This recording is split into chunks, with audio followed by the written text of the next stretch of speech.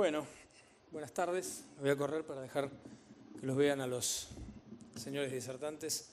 Un lujo tenerlos acá. La idea de AES Argentina fue convocar a las caras, entre comillas, nuevas. Para algunos es un insulto que se les diga nuevas, porque la verdad que no son nuevos. Son quizás los que vienen en la generación de los que ya están trabajando desde los 80 y 90. Entonces, muchos empezaron hace 15 o 20 años, o 15 por lo menos, y vienen a contar lo que hacen. Otros hace un poquito menos, pero de todas formas, la idea por la que están acá, por la que los convocamos, no tiene tanto que ver con la cantidad de tiempo que hace que están, sino básicamente con la calidad de lo que hacen. Y cada uno en su rubro. La verdad que para mí personalmente, y sé que para todo el Comité de AES Argentina, es un placer absoluto tenerlos acá reunidos, porque no es fácil juntar a 6 tipos que están trabajando todos los días en lo suyo y que dejan lo suyo para venir acá en forma totalmente gratuita y desinteresada. Así que primero, un gran aplauso para todos ellos.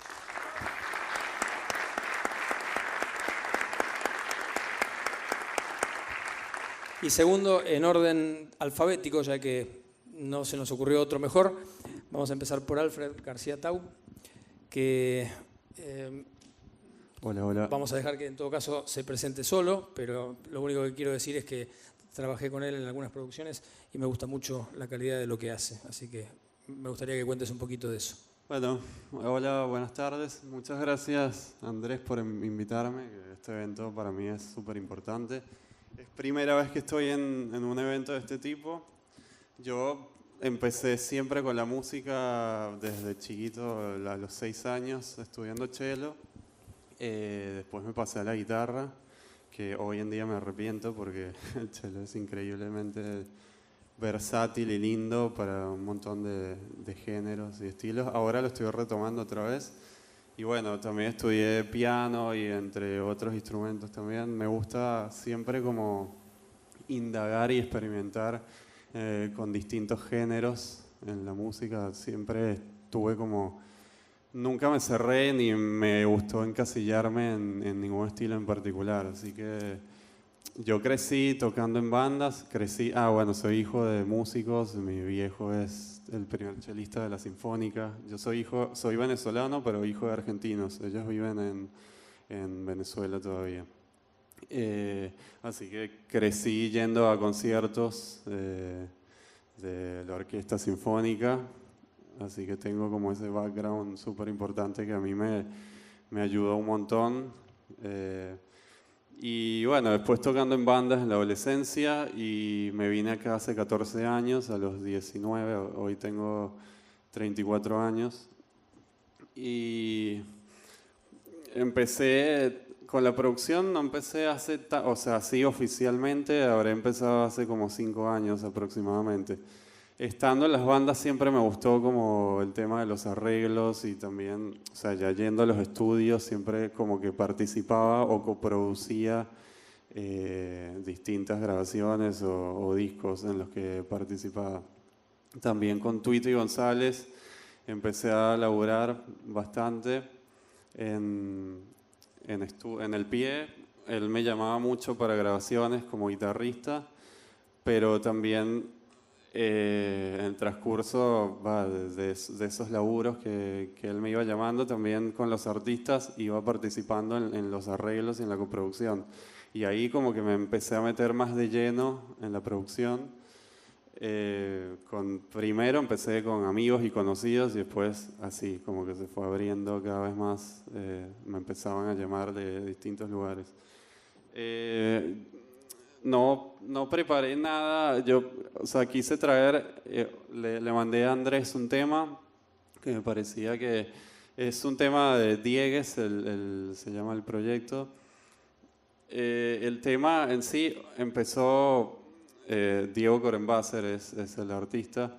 Él me trajo el demo y era un tema súper lineal con teclado, él es tecladista, y voz, pero era como vacío y súper como, o sea, no tenía distintas texturas y también el tema de estructuras era como muy, o sea, de principio a fin, muy como monótono, si se quiere decir. Entonces, ahí empecé a mí me encanta como experimentar con distintas cosas y también y de instrumentaciones. Por ahí él trajo el tema, en otros temas del disco, traía el tema con un teclado y después terminábamos haciéndolo con otros instrumentos y sacábamos el teclado.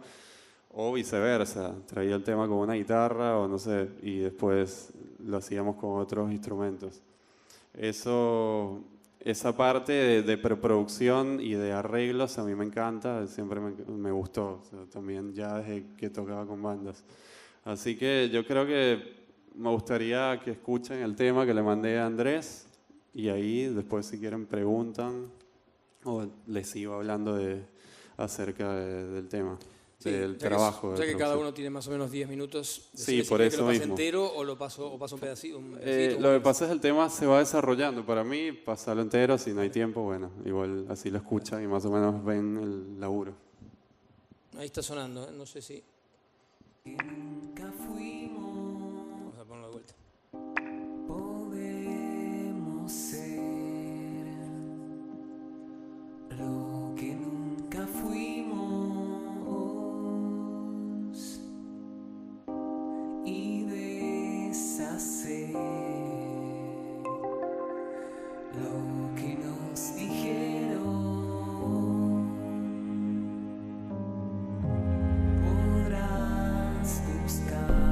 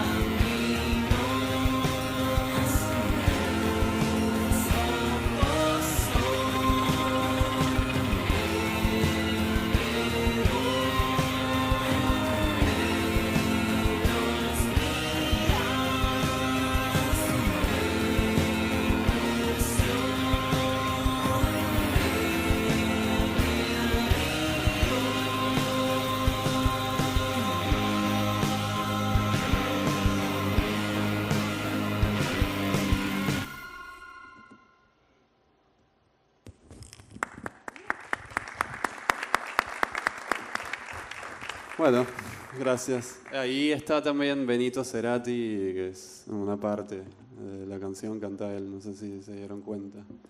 También. No, digo que pasan los 4 minutos y no se me hace monótono en ningún momento, eso está bueno. Realmente vos contabas que el tema original era como muy Sí, chato era muy, exactamente. y eso acá no se nota para nada, así que parece Sí, hay como bastantes texturas, muchos sintes, cuerdas también hay, arreglos de cuerdas.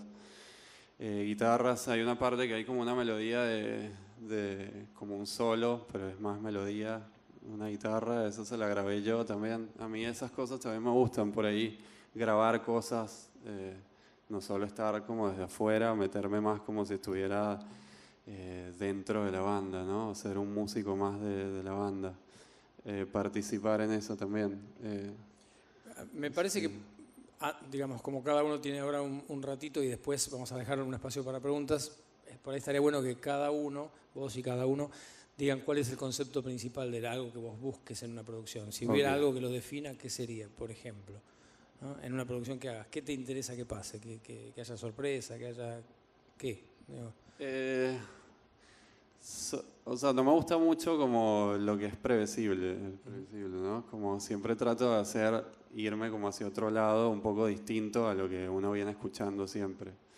Y también, no sé, siempre jugármelas con algo nuevo, experimentar con algo distinto, ya sea técnico o, no sé, sacar un tecladito por un amplificador y distorsionarlo. O como, no sé, la parte de estructuras también musical, más de armonía y melodía, de modulaciones también. Es como, no sé, me gusta ese laburo como más íntegro, ¿no? Que abarque muchas cosas, en lo técnico y en lo musical también, en la parte creativa también de arreglos. Pero tu cabeza es más de músico que de técnico, en principio. Es que yo empecé, sí, claro. Siempre estudié música, siempre toqué. Y después estudié también sonido y producción. Entonces, como que me gusta ese complemento. Bueno, buenísimo. Y pasamos a Lucas Gómez. Bueno, gracias.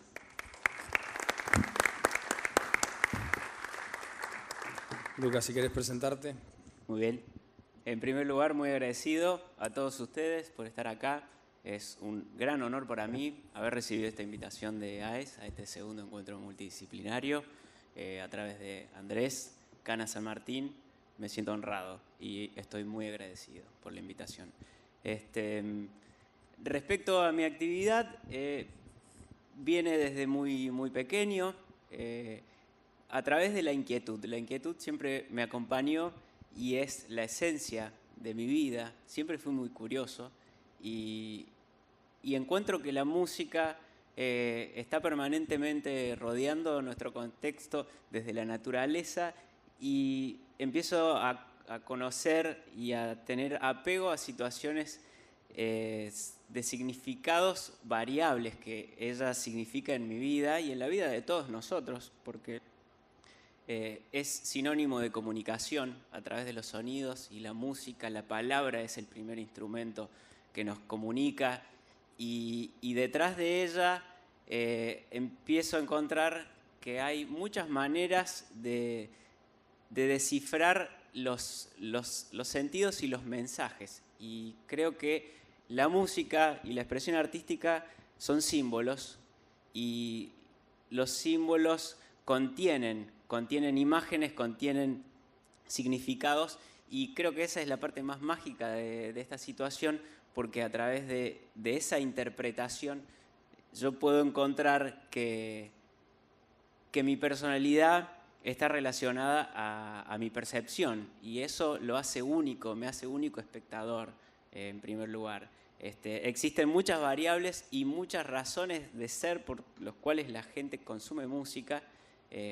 A modo más concreto, la producción musical es un desarrollo, una elaboración concreta que es fruto del trabajo de las personas, de los realizadores y la herramienta primordial que un productor tiene es la interpretación. La interpretación a través de un contacto y un vínculo directo que hay con un artista que es fruto de la confianza que nos tienen y a través de ese vínculo la interpretación nuestra puede ser ampliado de muchas maneras, ya que en esta cuestión de los símbolos creo que es muy interesante aplicarle significados a las cosas, porque si bien la interpretación es personal y abstracta, al ser nuestra actividad permanente y laboral, es como un elemento que nos conduce a desarrollar y ampliar la expresión y el significado. Y existen muchos tipos de espectadores que la consumen por distintos motivos. Muchos en busca de compañía, muchos como entretenimiento, otros buscando mensajes directos a través de las músicas cantadas, otros en busca de estados determinados emocionales. Es decir, que es un canal de comunicación, un medio de expresión y un contenedor espiritual y sentimental. Y con todos esos elementos concretos, me parece hermoso y muy jugoso poder estar atentos a nutrirse de las historias personales que tiene implícita cada música que nos llega a nuestras manos, porque parte desde el creador y su creador tiene un contexto geográfico, cultural, y que además es existencial, ese contexto y esa procedencia de la razón de ser de su mensaje y de su expresión. Entonces está en nuestras manos esa responsabilidad máxima de interpretar, de crear, desarrollar, porque muchas veces somos intérpretes, administradores, que lo somos siempre, porque además una sesión multitrack hace alusión permanente a los vínculos sociales, porque tracks y elementos sonando en simultáneo tienen que reflejar situaciones concretas, humanas, y que nos pueden hacer denotar comunicación, silencios, espacios, respeto y demás. Entonces, es hermoso para mí poder pertenecer a este mundo y desarrollar esta actividad permanentemente.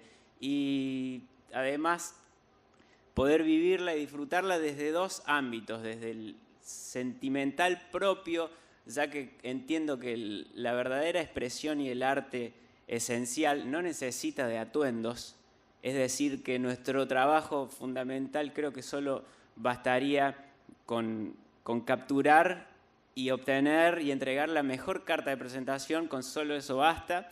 Todo lo demás, toda la elucubración y el desarrollo cosmetológico al que nos dedicamos constantemente, es parte de un entretenimiento y también es parte de la industria y de la búsqueda determinada de productos determinados en la cadena de la industria musical, que no es la razón de ser y existencial del verdadero arte y el verdadero sentimiento, pero es la magia más grande cuando se ven complementados y vemos que cotidianamente puedo estar en contacto con ellos permanentemente. Así que siento a su vez también que todas las definiciones en busca de herramientas y desarrollo permanente tienen alusión directa a los creadores. Siento que la manera directa de modificar la obra y de imprimirle el ideal que uno tiene en la mente es haciendo eje en quien lo maniobra, en la esencia del creador, que no es a través de una herramienta determinada, porque la única herramienta necesaria es cualquiera que sea designada para tal fin específico.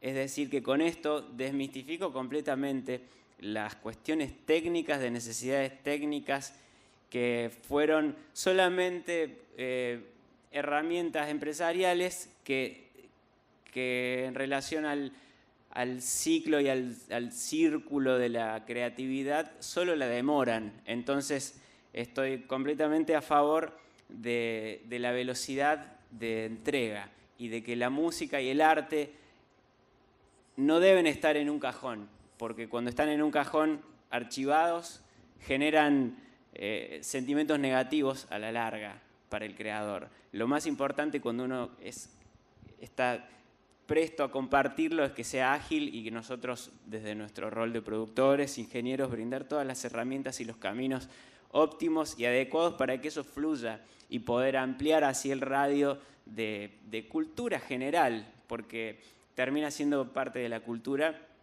y de esta manera llegar a un momento de intervención justo y respetuoso y llegar al final de la obra y entregarla con total amor y cariño y no abandonarla. Estoy completamente en contra de esa actitud de que a las obras se las abandonan, porque eso es una actitud de desprecio, y si nosotros vamos a compartir tenemos que entregar lo mejor de nosotros, porque va a perdurar, y tenemos que tener sumo cuidado y respeto de la carga emocional a la hora de crearla y capturarla, que eso podríamos decir que puede ser la carga karmática que va a tener la obra, y que al nosotros liberarla ya perdemos la conciencia de hacia dónde se va a dirigir, y que va a quedar a libre interpretación, pero que el sentimiento espiritual de su esencia va a permanecer por siempre. Entonces creo que el trabajo está en uno, la búsqueda personal es uno, y que la producción, las grabaciones, las canciones son solamente un reflejo de lo que somos. Es decir, que tenemos que trabajar sobre lo que somos para aún mejorar así nuestra condición humana en relación a los demás, y que eso se vea reflejado y sea un poder en una grabación para compartir. Amén. Eso es todo.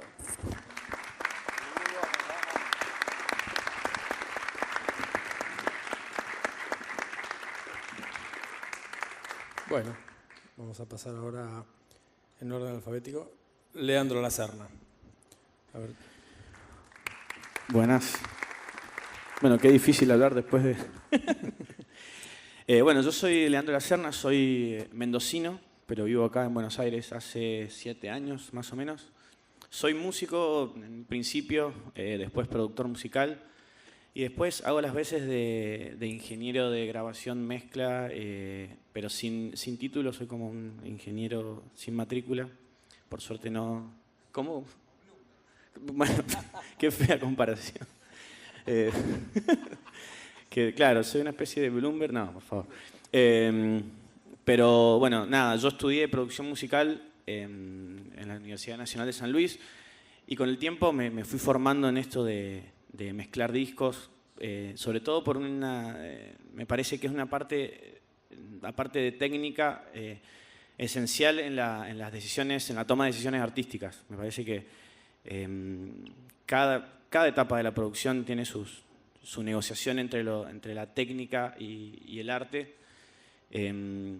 pero me parece que en la etapa de la mezcla es como el momento donde esto se sublima y donde queda plasmado al final. Entonces siempre me interesó estar, y con el tiempo he tenido la suerte de irme formando en espacios como estos, en talleres, cursos, y sobre todo en estos últimos 10 años he tenido la suerte de trabajar con gente muy grosa de la que he aprendido mucho. Muchos de los que están acá, por suerte, he tenido mucha suerte tenía, yo decía. Nada, he tenido la experiencia de trabajar con ellos y aprender, y siempre está bueno estos espacios de intercambio, así que estoy muy, muy contento de estar acá. Estuve muchas veces de aquel lado, y estar acá está buenísimo, porque bueno, la producción musical creo que tiene muchas formas, muchas interpretaciones. Así que yo lo que voy a hacer es medio contar mi forma, la forma que he ido desarrollando y he ido depurando a lo largo de los años, aunque lo más divertido de la producción es que no tengan siempre una misma forma. Siempre me parece divertido encarar a cada artista con un plan diferente, pero con el tiempo está bueno por ahí ponerle nombres a ciertas cosas. Entonces, esto que un poco de lo que voy a hablar es parte de un taller que di el año pasado en el Centro Cultural Recoleta, y como tengo 10 minutos, voy a hacer como solo el principio de lo que... de cómo yo trabajo la producción musical. Yo lo primero siempre que comento es mi forma de ver de lo que es el productor musical. Y de algún modo siempre me funciona un poco la analogía de, un poco sería como similar a una especie de chef que sabe ciertos elementos, la combinación de ciertos elementos en ciertas cantidades sobre algo en bruto que pueden funcionar de tal manera. Eso por ahí a veces funciona, pero para mí la mejor analogía es el del director de cine, porque el director de cine no necesariamente escribe el guión, no necesariamente actúa en la película, no necesariamente hace el montaje, no necesariamente no sé, hace las luces, pero sí tiene la capacidad de abstracción a partir de un guión, de ver en su cabeza la película final. Y además tiene los conocimientos para que el desarrollo de ese proceso de la filmación de la película termine siendo lo que el tipo imagina en su cabeza. Acá me parece que es lo mismo y me parece que el productor musical, si bien no necesariamente tiene que estar en todas las etapas de la producción, sí tiene no tiene que realizar todas las etapas de la producción. Yo hay discos que he hecho, bueno, ahí tenían una especie de presi donde, no sé, donde yo he organizado la producción en 5 etapas que en realidad me ayudan a ordenar el laburo para que no suceda esto de que se encajonen los discos. O sea, me ha funcionado. Sí. Es medio básico, pero por ahí está bueno charlarlo. Las 5 etapas para mí, que está bueno como cerrar una etapa y después pasar a la siguiente, son preproducción, tracking, edición, mezcla y mastering. Y como decía, hay discos en los que he participado en todas las etapas activamente, digamos, pero sí me parece que el productor tiene la responsabilidad de custodiar cada una de estas etapas, aunque el ingeniero de grabación sea tal, el de mezcla sea otro, el de mastering sea otro. Cuidar la idea original que el artista tenía. O sea, el artista imagina algo y por ahí el productor tiene la responsabilidad de solucionar estas por ahí fallas del lenguaje que puede haber entre el arte y la técnica. Entonces, cómo pasar de un redoblante aéreo azul violáceo a tanta cantidad de reverb con tanta compresión, etcétera, etcétera. Eso me parece como muy divertido. Y bueno, y en realidad esta charla que yo estaba dando, este taller, hacía mucho hincapié en la preproducción.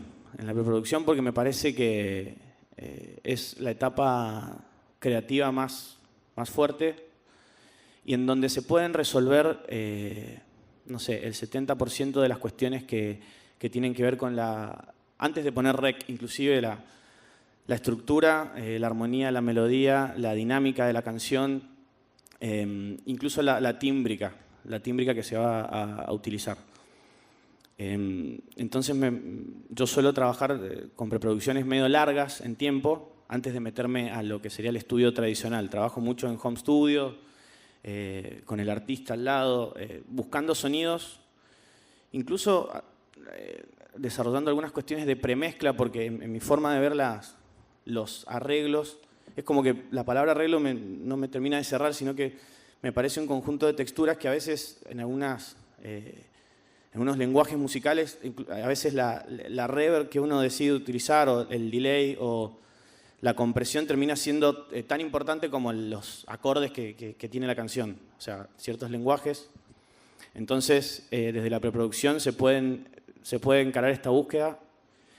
Y cuando se llega a la mezcla, me parece que uno llega primero a grabar y después a mezclar, con las cosas mucho más claras y en mi experiencia, tanto el artista como el ingeniero, como el productor, lo disfrutan más. Porque yo siento que cuando uno hace un disco, el momento del disco es cuando uno lo está haciendo. Cuando uno lo termina de hacer, medio que el disco pasa a ser de los que van a escucharlo. Y la sensación de si el disco estuvo bueno o no, para mí tiene mucha importancia el proceso. Entonces, para mí que el proceso esté bueno, que sea divertido, que sea entretenido, que el artista esté disfrutando, que esté pudiendo, que haya un feedback, que él escuche lo que él imaginaba en su cabeza que iba a suceder. Entonces, cuando el disco se termina, ese disco queda en el artista como algo que está bueno. Más allá de lo que escuchen y digan, está bueno o no está bueno. Bueno, traje escuchamos un pedacito de cada audio. Sí. No hay mucho. No, un pedacito es un tema que el primer audio que vamos a escuchar es una preproducción hecha en Home Studio, donde se planteó casi todo lo que iba a suceder en el final. Incluso la batería se reemplazó al final. O sea, esto que está acá es MIDI. Y bueno, nada, escuchamos. ¿Desde el principio? Sí, después en el otro... In 2, 3 pieces into the mountain, into the coffin.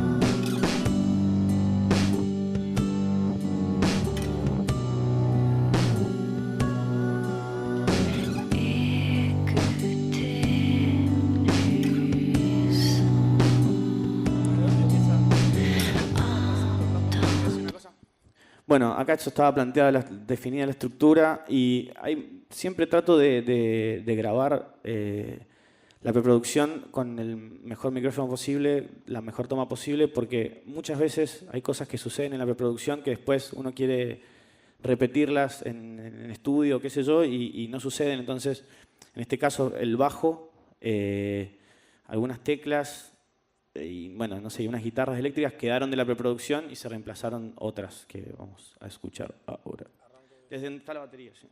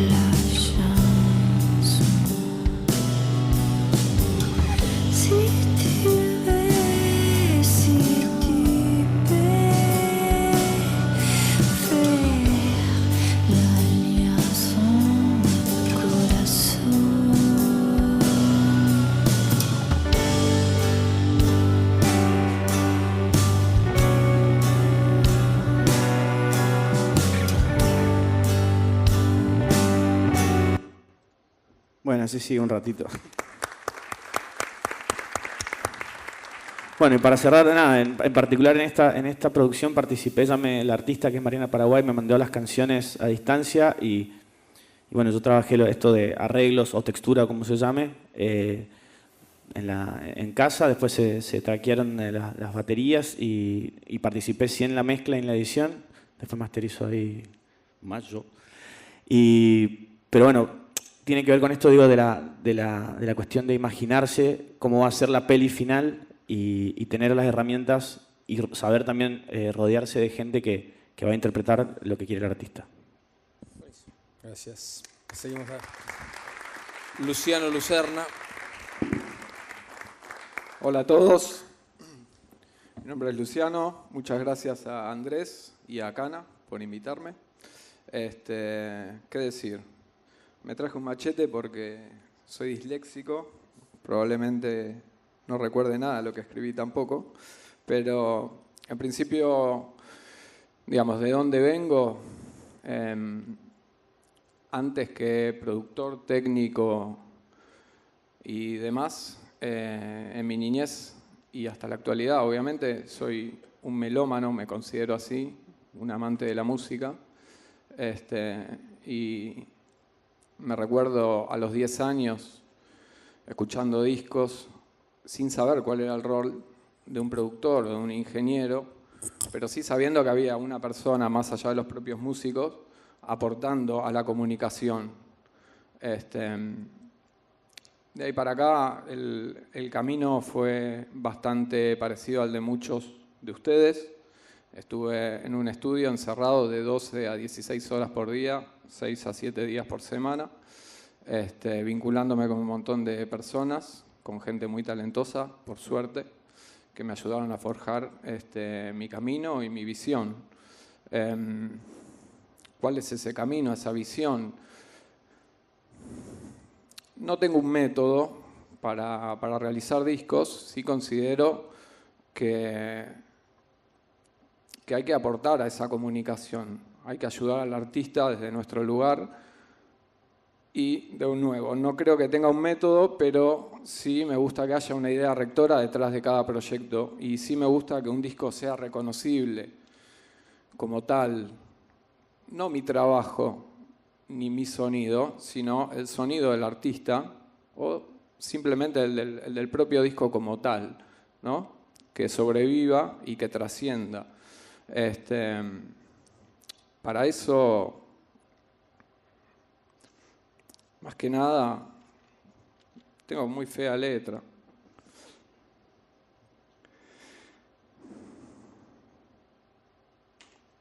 Para eso creo que está bueno limitarse. Creo que es bueno la limitación en el arte.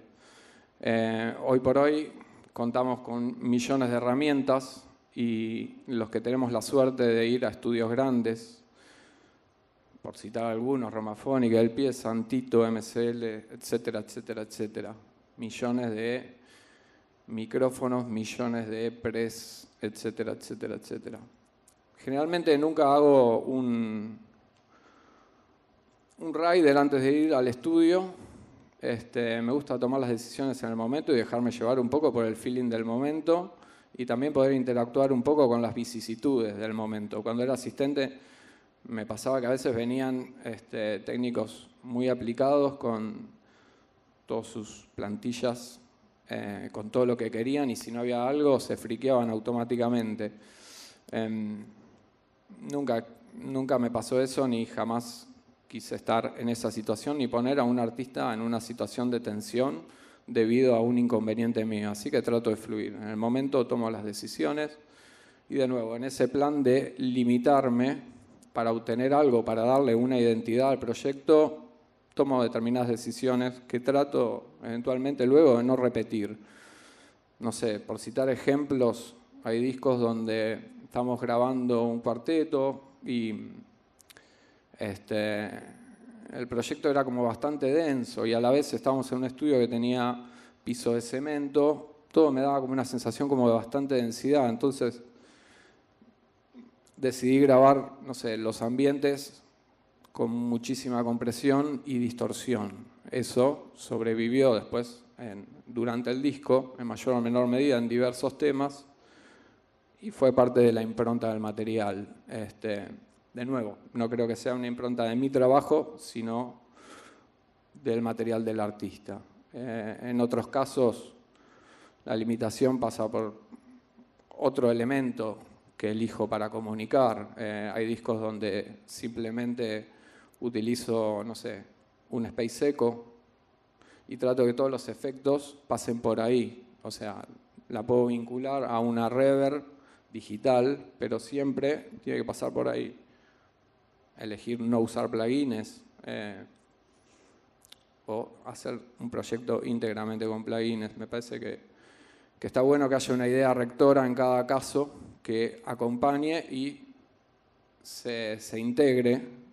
Ese capricho quizás inicial mío deja de serlo cuando se relaciona con la música que estoy registrando. Entonces, de ese vínculo surge algo nuevo que le da identidad al material, que es lo que me parece interesante.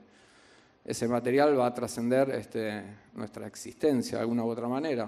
Es algo lindo y romántico de pensar que nos vamos a ir de este mundo y esa música va a seguir estando. Entonces está bueno para mí que cada disco tenga su historia y esa historia sea reconocible más allá del momento y de las modas. No sé, no tengo mucho para aportar. De nuevo, diciendo que la verdad es que no tengo un método. Coincido mucho con lo que dijo Lucas Gómez en un plano más abstracto. Pero de nuevo, después en cuanto a llegar a un resultado final, trato de no repetirme, de buscar accidentes felices. Y sí, quizás en algunos momentos depende un poco de la tecnología y, no sé, al momento de estar mezclando o de comenzar a mezclar un proyecto, puedo hacer un import session data de otro proyecto anterior con el simple fin de rápidamente tratar de escuchar el material un poquito más finalizado.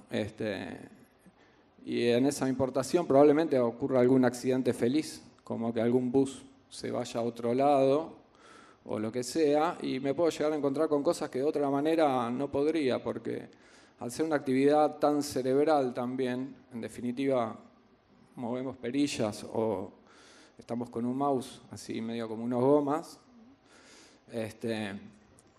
nos tenemos que separar un poco de eso y volver a la emoción. Entonces, trato de hacer situaciones o de generar situaciones que me vuelvan a vincular con el material desde otro lugar.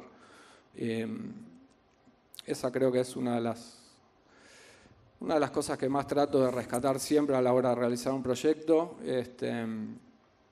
Y de nuevo, vuelvo a la idea de que el material del artista es lo que trato de defender siempre, porque son ellos mismos después los que lo tienen que defender en los escenarios y demás, son las personas que se han sacrificado mucho tiempo, ponen su dinero, etcétera, para cumplir con su sueño, y yo simplemente hago un aporte más para que eso suceda. No sé, creo que no tengo nada más que decir al respecto. Buenísimo.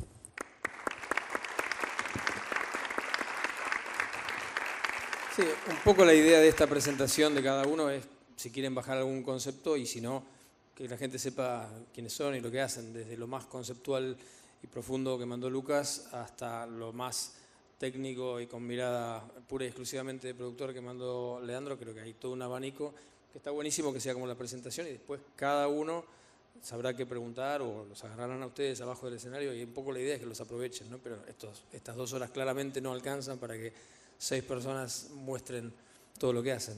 Guille Mandrafina.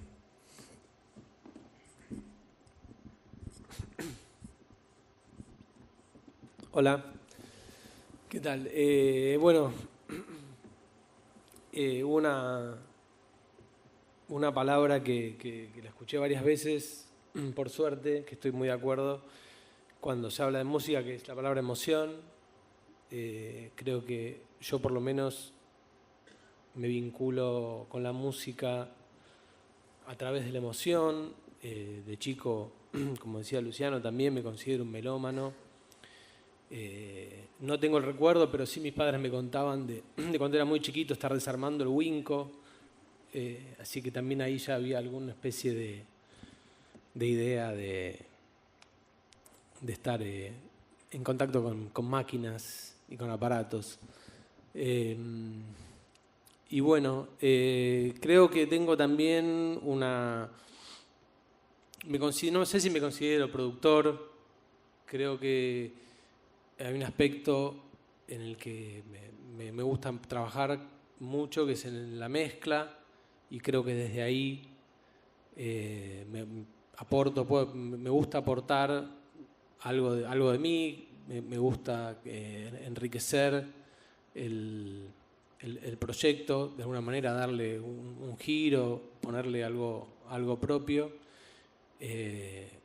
sin olvidarme, y creo que también se ha dicho más de una vez acá, que creo que lo más importante es la canción, es la idea original del músico, y que nosotros también somos nexos para llevar adelante un proyecto, para darle un terminado. Y bueno, entonces a raíz de esto, como cuando Andrés me invitó, me habló por primera vez de esta charla, me puse como un poco a pensar qué me parecía importante en mi trabajo, si había una línea que atravesara todos los proyectos en los que había trabajado, o con lo que más me gustaba trabajar, qué era lo que me movilizaba. Y obviamente hice foco en esto que decía antes, ¿no? De la emocionalidad de la relación con la música. Y a partir de ahí me gusta, cuando encaro una mezcla, tiendo a pensar eso, cómo puedo agregarle emocionalidad, cómo puedo trabajar a través de las herramientas que tenemos cuando mezclamos, profundizar la idea original del artista, y hay un factor con el que me gusta trabajar mucho, que es con el tema de la espacialidad, con las reverbs. Creo que es una herramienta que me trae muchas satisfacciones, me gusta trabajar, me gusta ponerle mucho tiempo y verlo trabajar como en capas, ¿no? No solo en sí la ambientación que pueda tener alguno de los elementos, instrumentos, sino también la tensión que se puede generar entre lo cercano y lo lejano, ¿no? Como cuando uno, no sé, está leyendo un libro y está sentado en un parque y escucha a los pajaritos que pasan lejos, o está en un colectivo, no es lo mismo, son todas cosas distintas, y entonces me gusta trabajar con esto, con tener, por ejemplo, que puede estar la voz muy cerca en la mezcla, y a la vez pueden estar pasando cosas por detrás, algún teclado, una melodía, guitarras que están quizás en otro ambiente. Me gusta trabajar con muchas, uso unas cuantas cámaras en las mezclas, a veces 5 o 6, y muchos delays. Me gusta como que se genere de alguna manera, como que sea como un viaje un poco.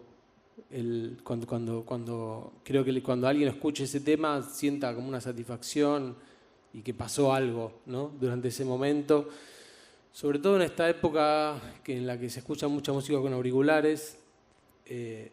Me parece interesante usar eso a favor y darle como un condimento extra al tema, a la música, ¿no?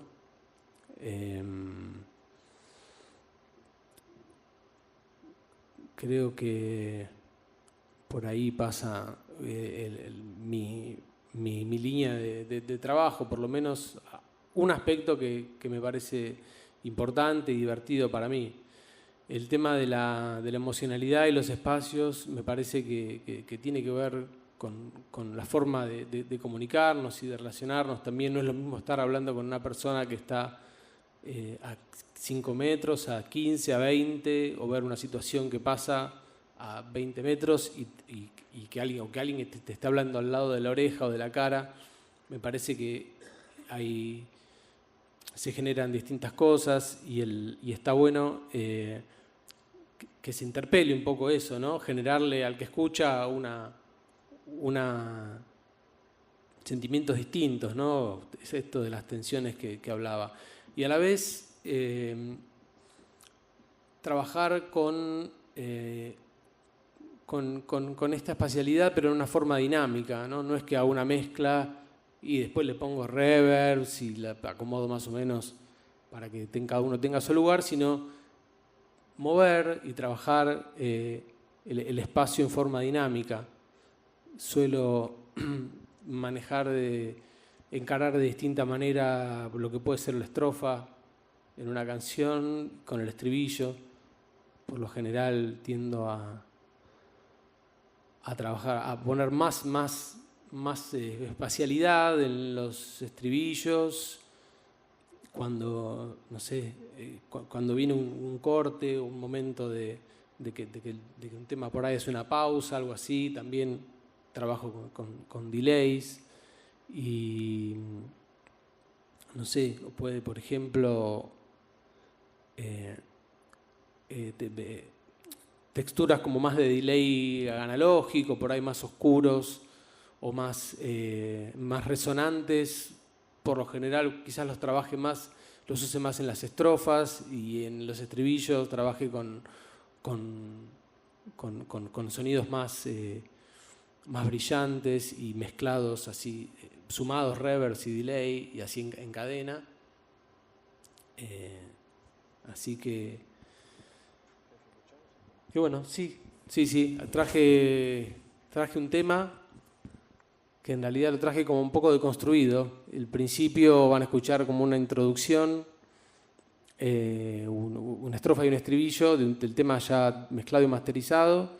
Después el estribillo sin nada de reverbs, seco. Luego el estribillo del canal de la voz con los efectos, y al final de todo solo los efectos del estribillo, de todos los instrumentos, para ver un poco cómo trabajo.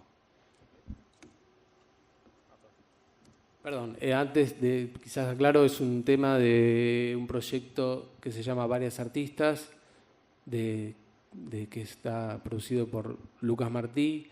Son canciones de él cantadas por mujeres, es un artista con el que trabajo mucho, y bueno, es un tema de uno de los discos. No hay más señal, no te tengo. Sé que te gustó morder mi cuello. Vas a tirar un poco más. Todos morimos sin sangre y nos perdemos. Vos con tu vida modelo. Sé que no te sigo en paralelo. Nunca podremos quedar antes que el cielo esté negro o descompuesto.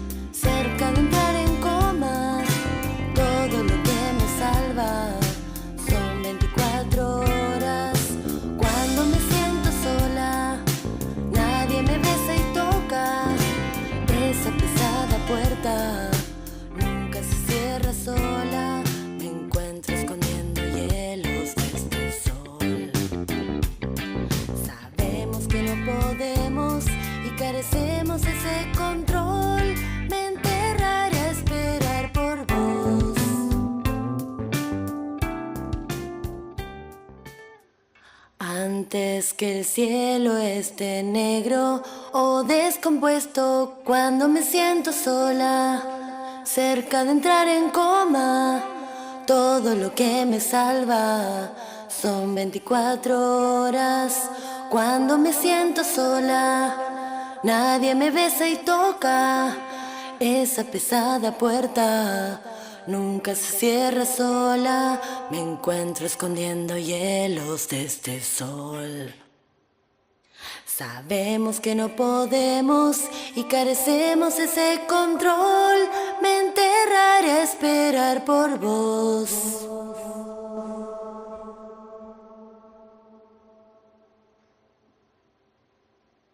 Antes que el cielo esté negro o descompuesto, cuando me siento sola, encuentro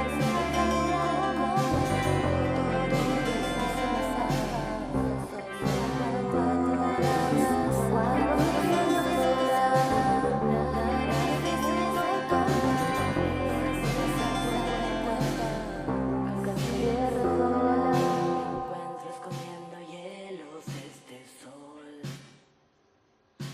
Sabemos que nos podemos y carecemos de ese control.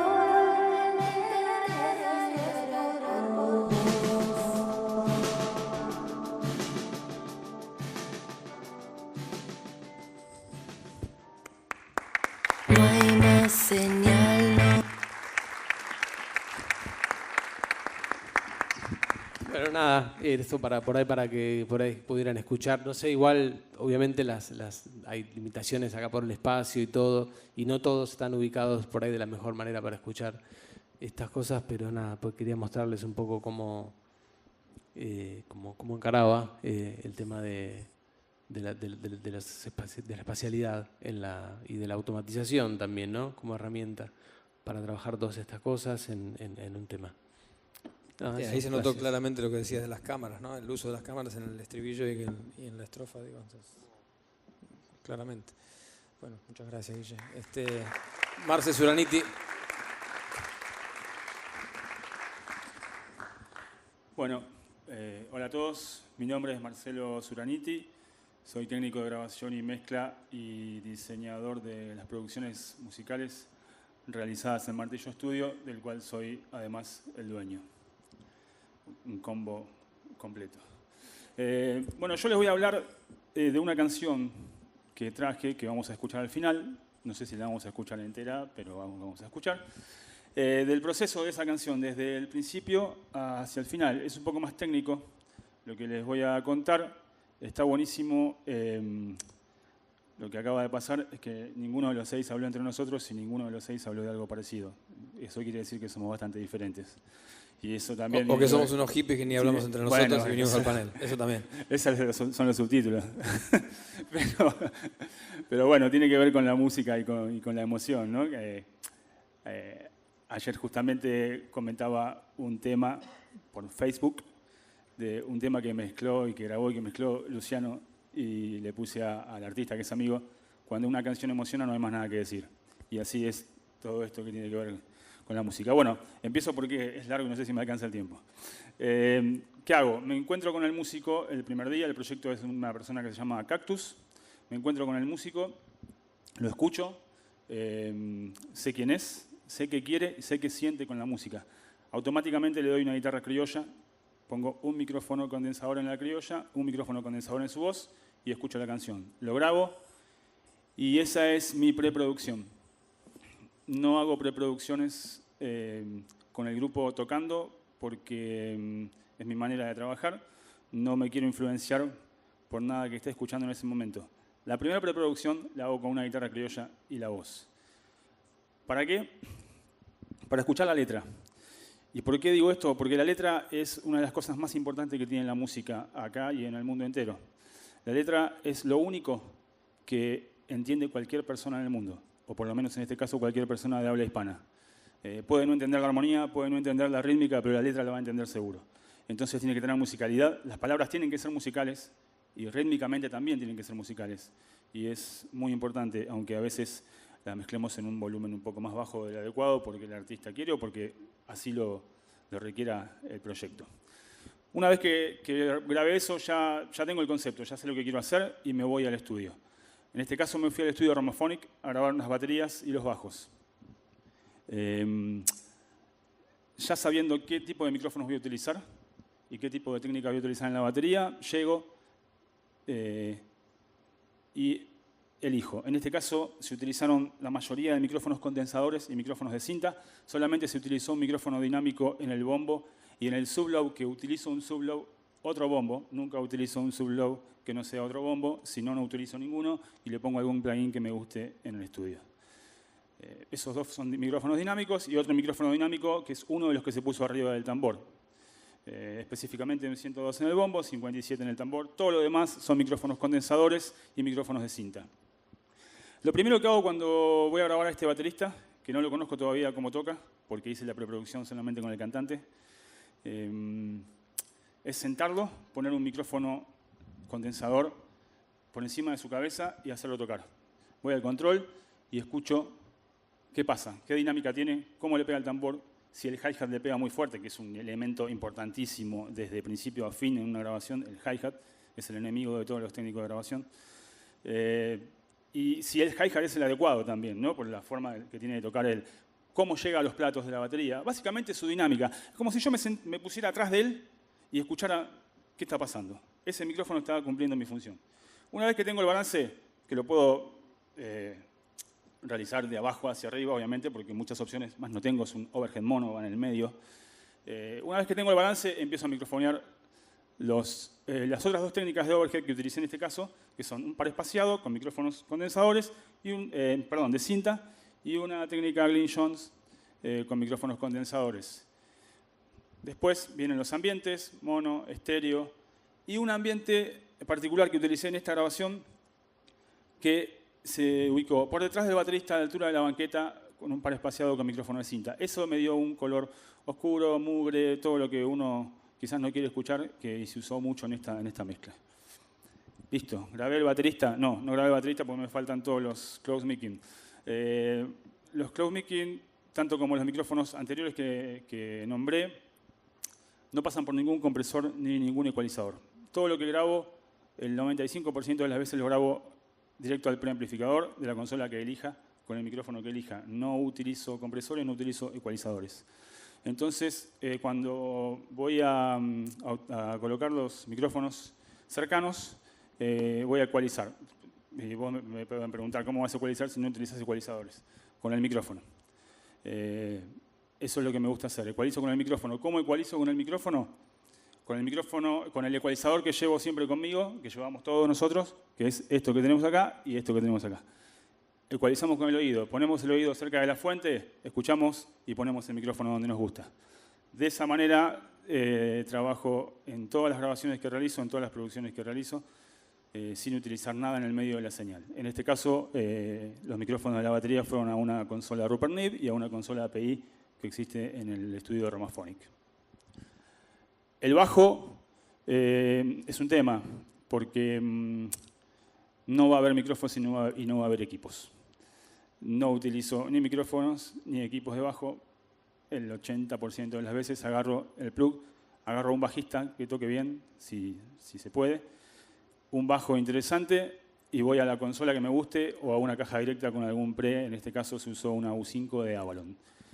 Las guitarras no utilizo más de 2 micrófonos, en este caso un AC30 con un 57 en uno de los parlantes, off-axis, y un 414 en el medio del otro parlante, cumpliendo el principio de 3-1.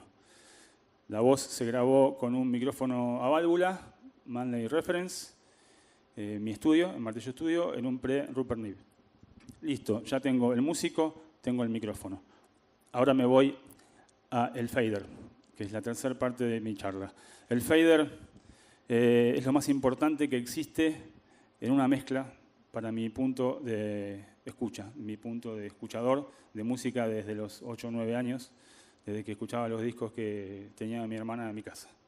El fader. El fader es el que me va a dar el lugar, el volumen, la dinámica, sin utilizar compresores y ecualizadores, la dinámica natural. Entonces lo que hago es ubicarme en el centro de la escucha y mezclar 1, 2 y a veces 3 horas con un fader y solamente un fader, sin ningún paneo. Esto quiere decir que estoy mezclando en mono 2 o 3 horas. Bombo, bajo, tambor, guitarra, overhead mono, la voz. Una vez que escucho música, cuando digamos que me puedo empezar a emocionar, ahí empiezo a abrir el campo estéreo. Y lo hago de manera extrema.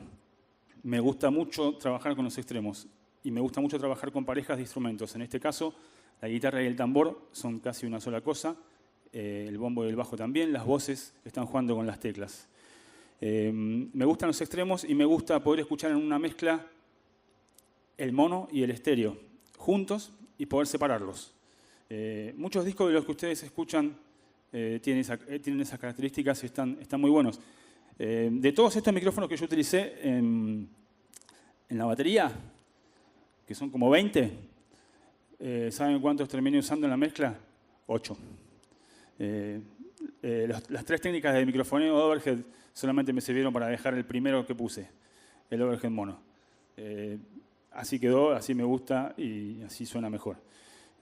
Por eso, este comentario viene a que si uno no puede ir a Harmophonic y no tiene 14 micrófonos en la casa, con 3 o con 4, o a veces con 1 también puedes hacer cosas que son increíbles, siempre y cuando tengas el concepto de lo que querés hacer. Esta batería ya sonaba bien cuando había puesto un micrófono arriba de la cabeza. Así que bueno, se utilizó así. Una vez que tengo ya resuelto el mono, el estéreo, las dos cosas juntas, poder separar las dos cosas y escuchar todo en los planos adecuados, digamos que empiezo a hacer unas especies de falsas compresiones paralelas. Bueno, no estoy inventando nada igual, pero... generalmente, bombo y tambor los duplico y los rompo todo. Distorsiono, ecualizadores, bustear los graves, bustear los agudos y empezar a sumarle esa señal a la señal del bombo original o del tambor original, que nos va a homogeneizar un poco la tocada o los ciertos vaivenes que pueda tener ese canal. Dicho así, a grosso modo, utilizo un distorsionador o un gain, un low-fi con determinada ganancia, distorsión armónica, un Pultec, le doy boost en los graves, boost en los agudos y funciona como una especie o como una compresión paralela.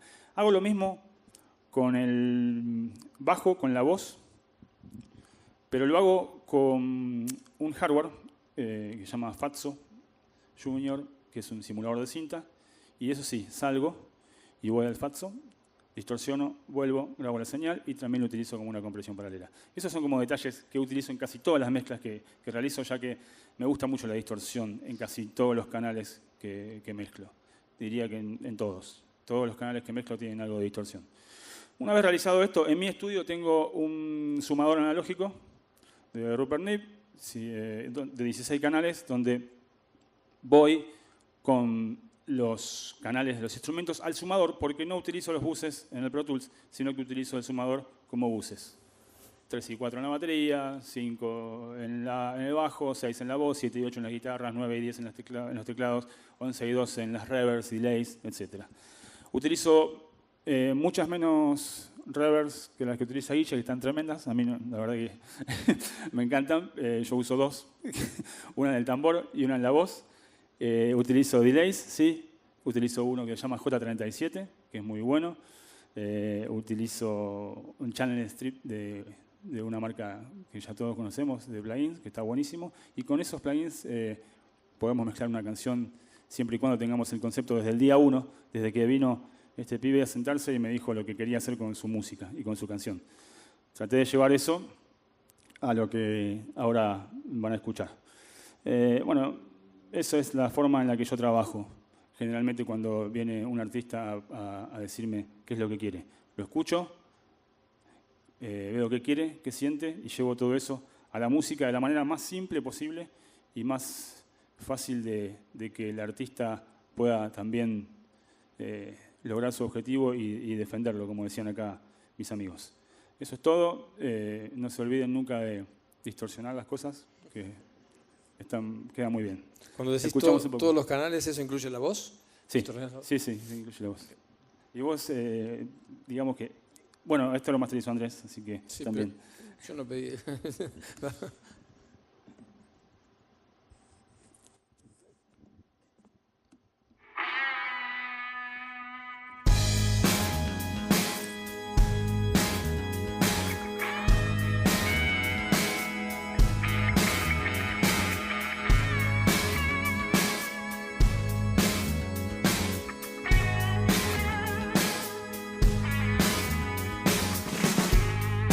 Empiezo a ver a los orgullos. Haces la de ajedrez. Estamos juntos con la conciencia de a dos. Entraban y salían los gases. Después no me pude mover. ¿Qué hacíamos con las especias y el arroz?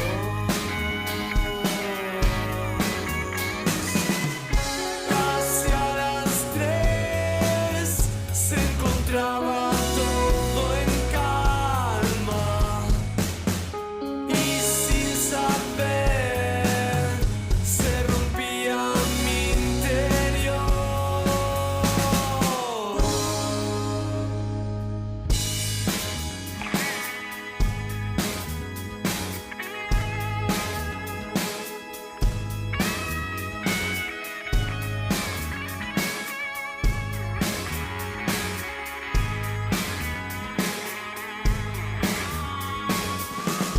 Quizá tengas que alejártele.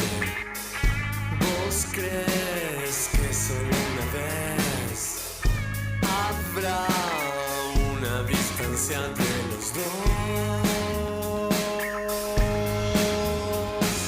Y sigo viendo a los demás correr desde la sala pulmonar. Después nada lo hará brillar.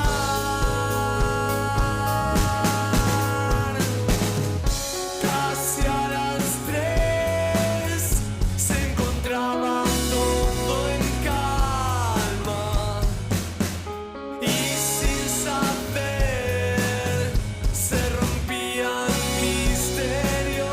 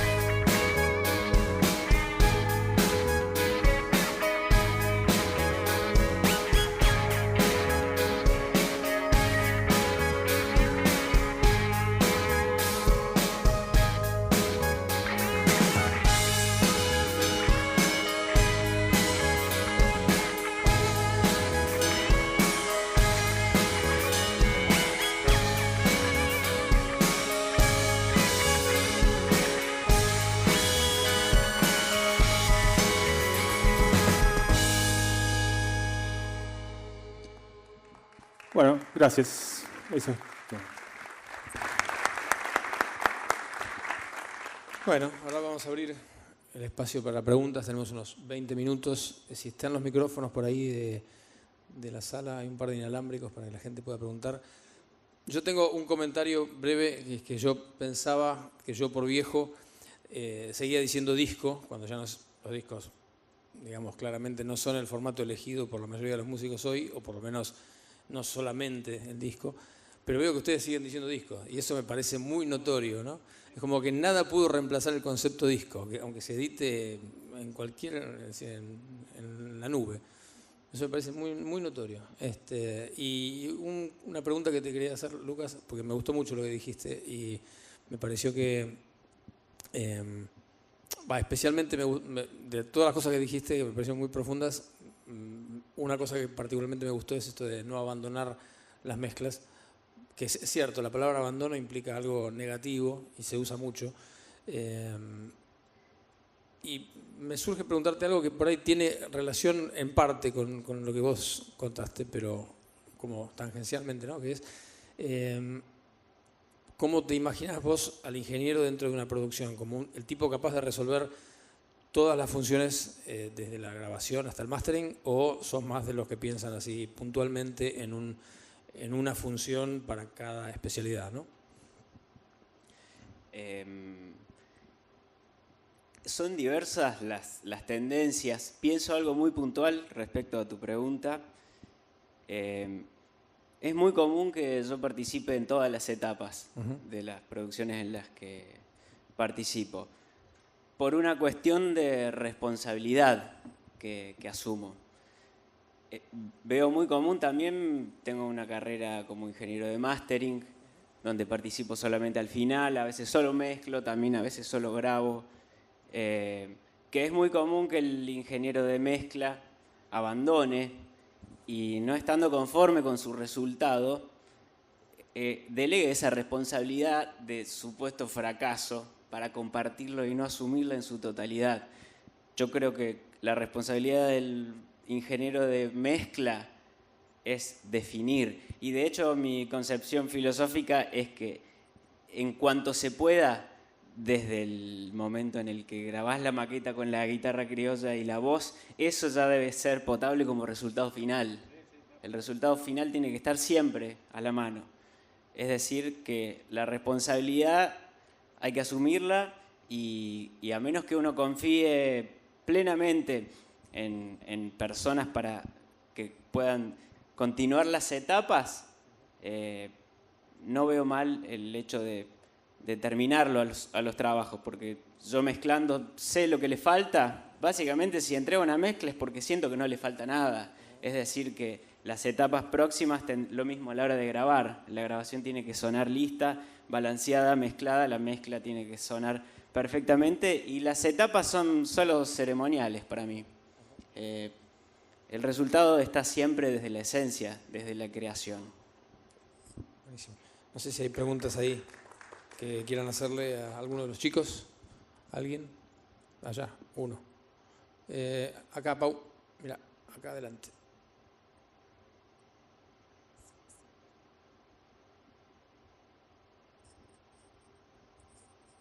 Hola, hola. Bueno, gracias a todos por toda la data que tiran y lo que comparten.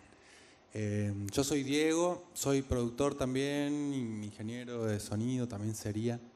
Tengo una pregunta puntual para los que colaboran con la parte musical de los artistas.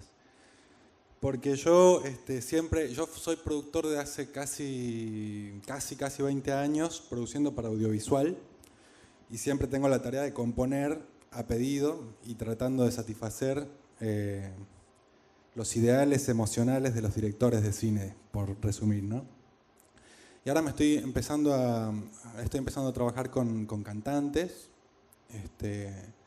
y tengo una duda puntual que es ¿en qué momento uno dejó de ser productor para ser compositor? Porque puntualmente ahora estoy produciendo una canción en la que agregué 2 partes largas, instrumentales, 2 partes, una parte durará 1 minuto y otra capaz que 2, es un tema largo, dura como 3 minutos.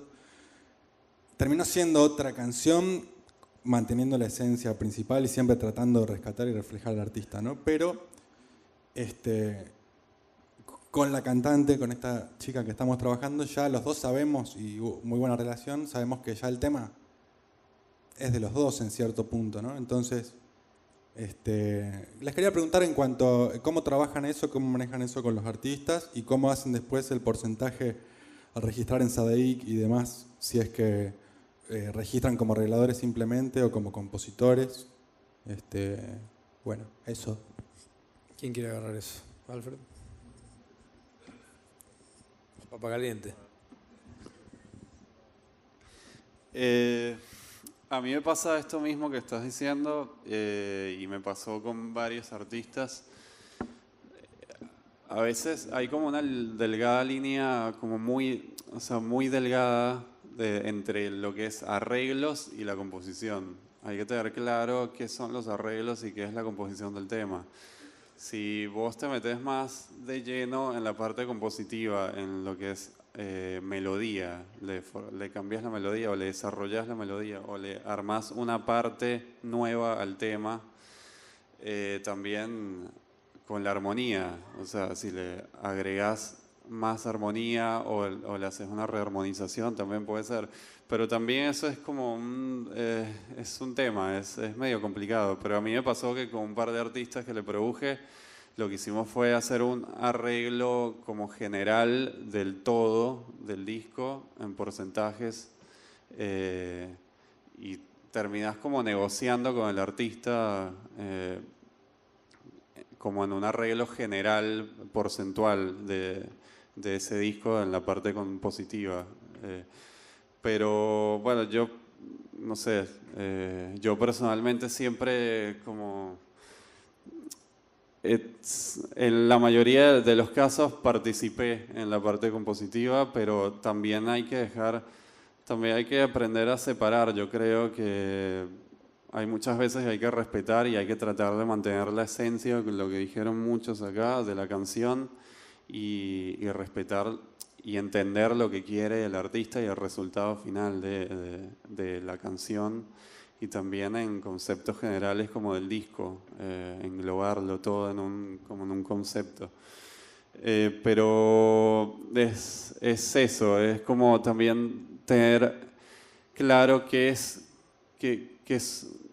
en qué participaste, si fueron más arreglos o fueron más como ya metiéndote en la parte de la composición del tema, cambiándole la estructura, agregándole partes y cambiándole la melodía, modificándosela. Ahí sí ya yo creo que tiene una parte más, un valor, como un agregado aparte de la composición. Entonces eso es un tema ya más de negociar con el artista en ese sentido. Pero creo que nunca, bueno, siempre es como tratando para mejor, ¿no? Para mejorar el resultado final, pero siempre respetando lo que quiere el artista y escuchándolo siempre, desde el principio, y entender lo que quiere reflejar y respetar el concepto inicial, ¿no? Desde que se partió el laburo hasta el final. Siempre como respetar la esencia del tema, básicamente, la canción. Lean, ¿vos tenés algo para aportar de eso? Sí, no, pienso parecido. Lo que sí me parece que está bueno es algo que pienso yo, que es como el productor musical es un tipo que soluciona problemas. Y si verdaderamente el artista viene con la inquietud de que la canción no le cierra porque está muy corta, está muy larga, siente que le falta una parte, yo creo que solamente me involucro en la composición en esas circunstancias. Nunca, siempre trabajo desde la sugerencia y siempre, más que yo ponerme a componer una parte, si veo que falta una parte C de la canción o el segundo estribillo está bueno, que haya un cambio melódico, armónico, sugerirle al artista primero que lo busque él. En algunos casos pasa también, yo hago mis temas, entonces hay gente que viene específicamente a eso, a co-componer, digamos, aparte de la búsqueda del audio. En ese caso está como más claro, pero en particular, lo que vos decías de Sadigo, eso se considera composición cuando hay modificaciones en la armonía y en la letra, perdón, en la armonía y la melodía, y la letra también. Pero uno puede crear un mundo sonoro sobre una misma armonía que creó el artista y para mí eso no es componer, eso es arreglar o meter texturas o trabajar el audio. Pero me parece que tiene que ser una comunicación previa y que no se genere ese momento de tensión donde, no sé qué pasó, quién compuso. Me parece que uno tiene que primero escuchar al artista lo que necesita y en base a lo que necesita ofrecer posibilidades. ¿Alguien tiene alguna pregunta? Gracias. Buenas tardes, gracias a todos. Mi nombre es Lian Gervino del estudio GR y tengo dos preguntas, una para los productores y otra para Andrés, ya que está el capo de Andrés Mayo acá. La primera es, cuando terminan la mix, ¿se la mandan al artista para que la pruebe o primero la mandan a masterizar? O sea, ¿les mandan la mezcla sin masterizar onda de que el artista ya tenga una idea de cómo es la mezcla y no se confunda con un sonido que por ahí sacan ustedes de su estudio.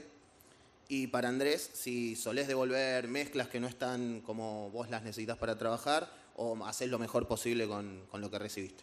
Gracias. Hola.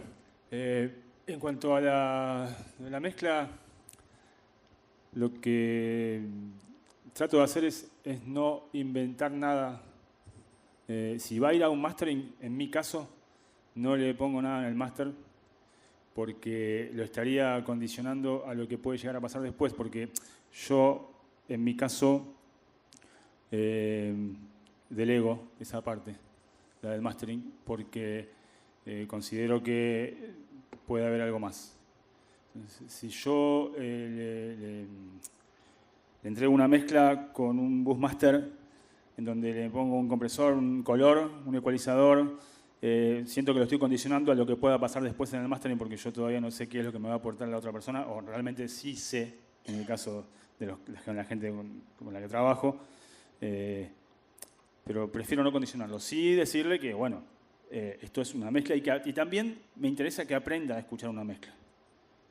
Porque es importante eso, que los artistas aprendan a escuchar una mezcla.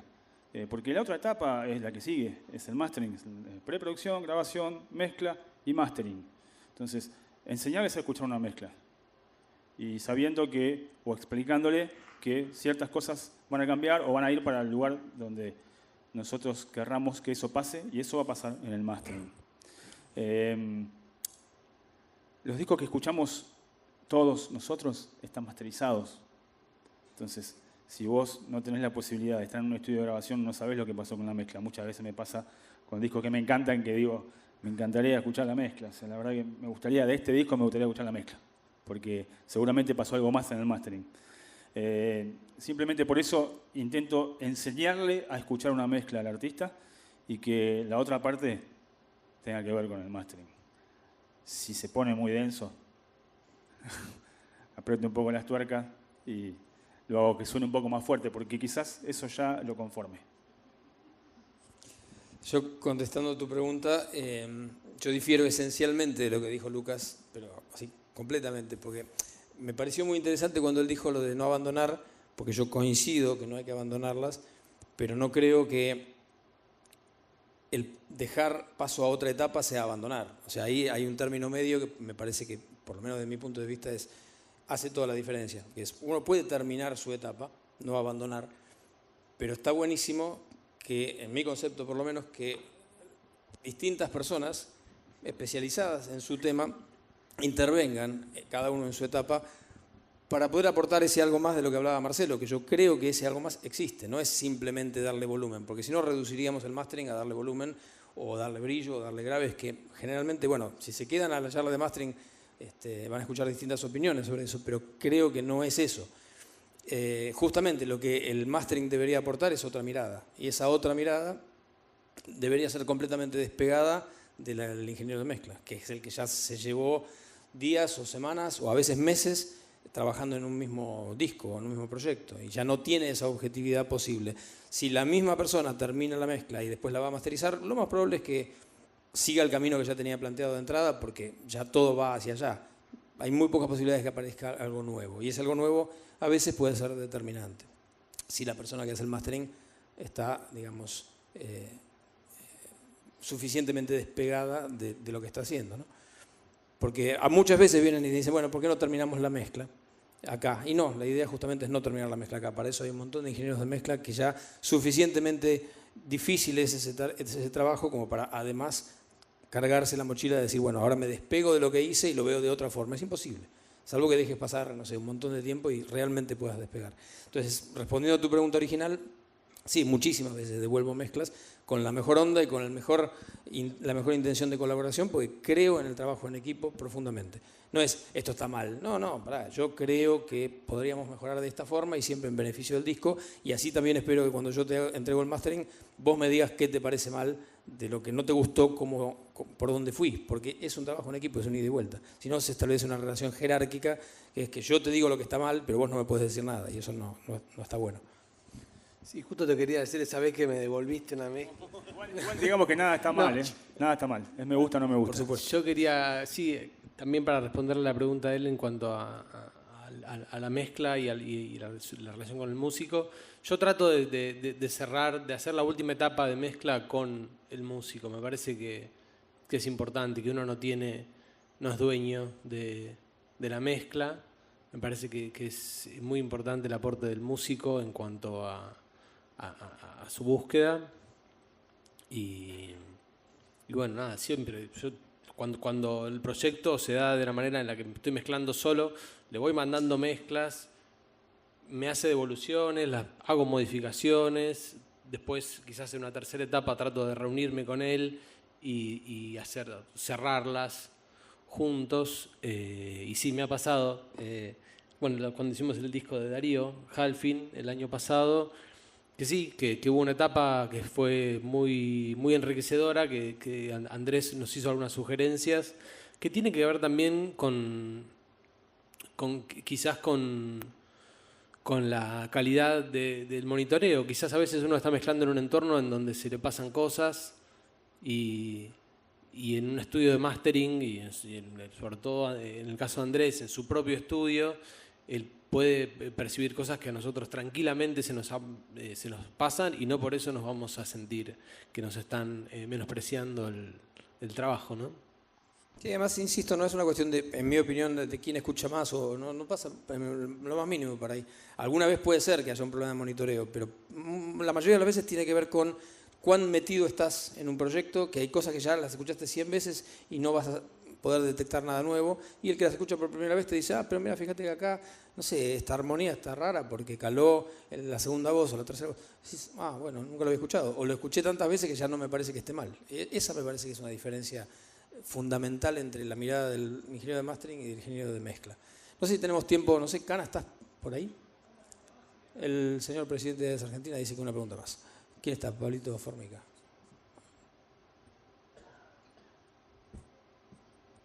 No sé si alguien de ustedes querían aportar algo, porque a lo mejor querían hablar. Bueno, permiso. Hola a todos, mi nombre es Pablo Formica.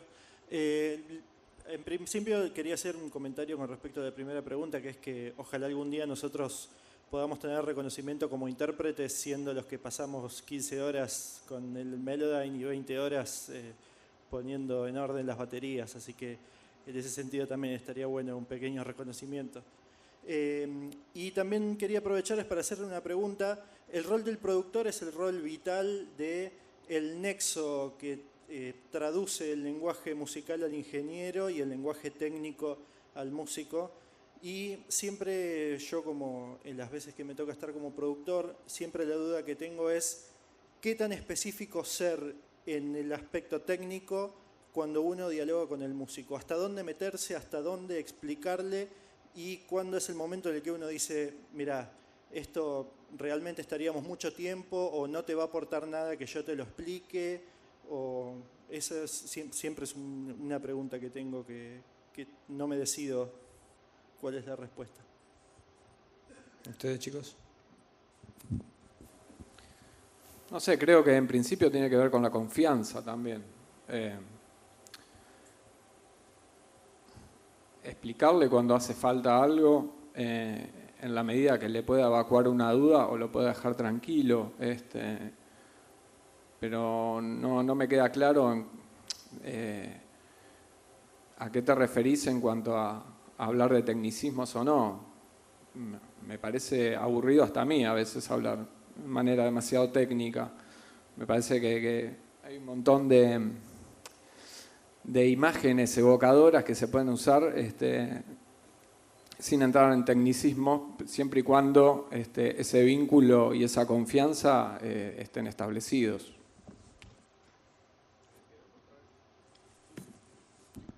Creo que está bueno establecer un lenguaje en común con el artista, el que sea, no sé, la palabra que tratar de entender. Me parece que el lenguaje hablado es bastante torpe, entonces yo creo que está bueno mucho trabajar con referencias.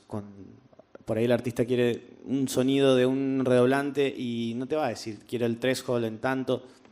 No creo que sea necesario llegar a eso porque es aburrido. Totalmente. Y además el artista tiene una inquietud determinada de una búsqueda estética. No creo que sea necesario que tenga que conocer las herramientas, para eso está buscando un productor. Entonces, por ahí es entender con una canción de referencia, con un disco, a qué se refiere con ese, no sé, ese redoblante azul-violeta.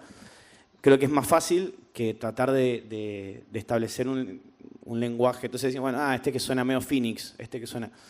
me parece que una de las formas del lenguaje rápido, y bueno, en realidad pasa cuando uno trabaja mucho muchas veces con un ingeniero o con un mismo artista, ya se establece un lenguaje en común que facilita esa búsqueda. Pero me parece que cuando falla el lenguaje hablado, volvamos a lo que estábamos haciendo, que es música. Lucas, ¿querés cerrar con algo? La confianza creo que es la esencia. El productor como nexo me parece fundamental. Considero que es obligación de los productores conocer el lenguaje técnico, que no todos lo tienen, lo conocen. Pero por otro lado también desde qué lugar uno como productor se hace presente en los proyectos. Hay productores que sí, que aportan arreglos, que aportan musicalidades, otros solo administración económica, otros administración de elementos humanos, otros solamente como nexo emocional. Así que creo que todo es explicable y que la función es que haya felicidad y que el producto final sea concretado. Bueno, creo que estamos. Un aplauso para todos ellos. Muchas gracias.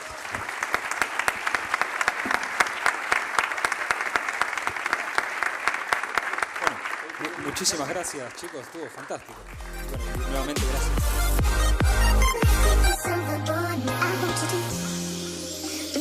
gracias.